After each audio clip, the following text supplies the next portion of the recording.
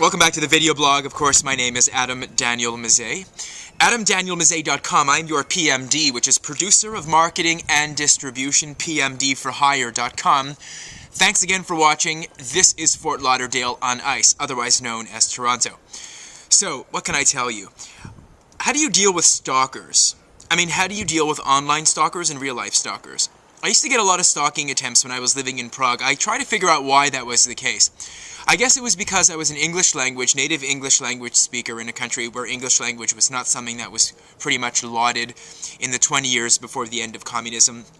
I looked like absolutely nobody in Prague. I mean, nobody in Prague looked like me. I was like totally unique, standing out everywhere I went. I was opinionated. I was a journalist. I had a blog on one of the biggest group blog sites, aktualnie.cz, on Aktual, how do I say that in English? AKTUALNE.cz. I was on one of the biggest group blogs. I used to have some pretty controversial opinions. I didn't necessarily agree with some of the things that I saw in society. I saw things like racism. I saw preferential treatment.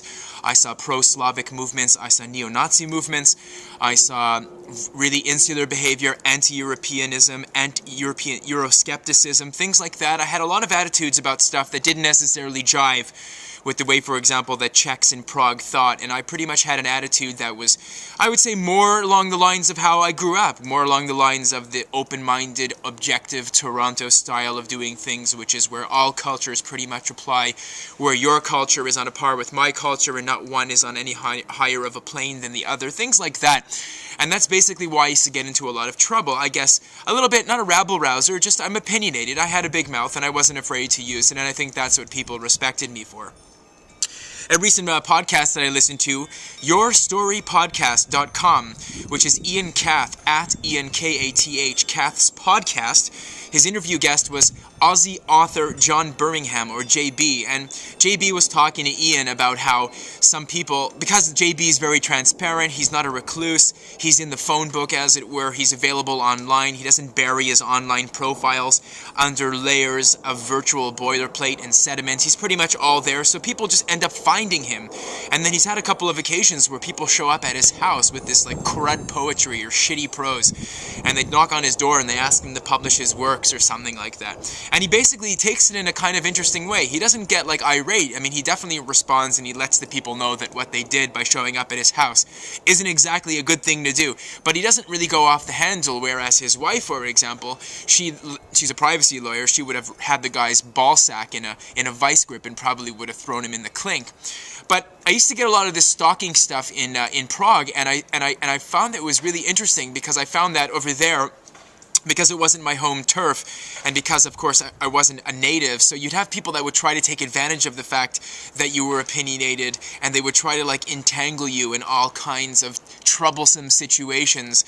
They try to, like, ferret out your mobile phone number, or they try to, like, find out where I'm at, or they'd make inquiries at the foreigners police to try to eject me from the country, or things like that, because I was saying things that were not in accordance with what I suppose people that are, even though they're on permanent residency visas, they're not allowed, or they shouldn't be talking like that about things, as if free speech is not something that's enshrined in one of those European countries' constitutions. Stuff like that. I thought it was really interesting to see how people would respond, and they would stalk me. They'd leave like these really cruddy comments. They'd have a go at me on my blog. They'd have a go at me on my personal blog, on my vanity URL. They'd call me. They'd crank call me. It was all kinds of nasty stuff, and it was interesting how I got to a point where I got used to it. I was a bit of a novelty. Like I said, I was English speaking. I look the way that I look, whatever. And I have people trying to like track me down by a variety of different means. Here in North America, I wouldn't say that I've been stalked so far since I've been back in Canada in the 2 months and a few weeks that I've been back. But it's some interesting stuff, I guess, because I put myself out there. I'm fully transparent. I put my videos out there every day. I have my opinions. I'm not revolutionary. I'm by far a rabble-rouser. I don't really, I definitely have opinions about things, but I'm not, I think, beyond the pale. I'm not totally nuts about it. I just basically say what I say, and I leave it at that. But I find that it's really interesting that the techniques, how people stalk you, are different in different places. But there is definitely some stalking here. I'm going to try to introduce another concept. I don't want to get lost in the thought. I had a conversation with somebody the other day by email. There's a filmmaker that I had watched her film at the Toronto International Film Festival in September. It was a film It was a film that I thought was halfway interesting. I thought I could possibly be of help as a PMD on that picture because I liked the story. So I basically reached out and I said, look, are you interested in having somebody assist you with the marketing and distribution plan? A very benign kind of a reaching out, an inquiry. And basically the person got in touch with me, but they seemed really enthused. So I said, well, why don't you give me your phone number and I'll call you and we'll have a chat about it. A local person here in Toronto, so I could call them and it would be just a regular local phone call. They kind of like avoided the question, and then I had like a subsequent follow-up, and then they gave me some more details, and I'm like, look, I mean, this is fun and all and well and stuff, but we're in the same city, so like, why don't you just give me your phone number and I'll call you, and it'd be simple as that. So nothing.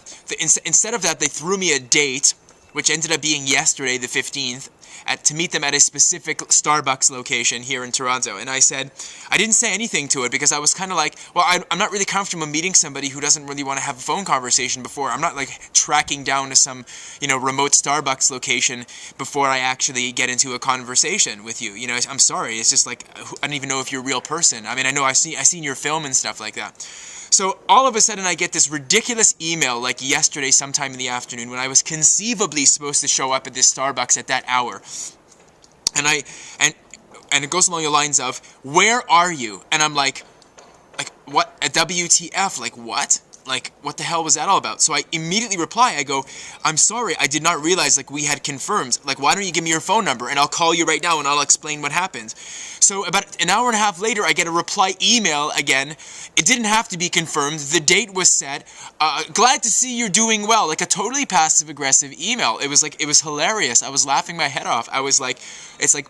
And the funny thing about it, and this is probably like how it all ties in, the person is a Slovak or a Slovak Canadian or a Canadian who has Slovak ancestry and who's going through this kind of like Slovak renaissance, wanting to tap into her culture. And the film definitely has Slovak themes. And I thought to myself, this is like so Prague Redux 101. I'm like giggling my head off. I'm going, this is such a Czech move. This is what Czechs would do. Like completely passive aggressive, wouldn't give you their phone number, would like blame it on you, make you feel like a stepchild for not following through properly. I guess it has to do with stalking in a way, because this person probably thought like I was stalking them or something. I'm like, all I want to do is just have a phone conversation. It's purely business.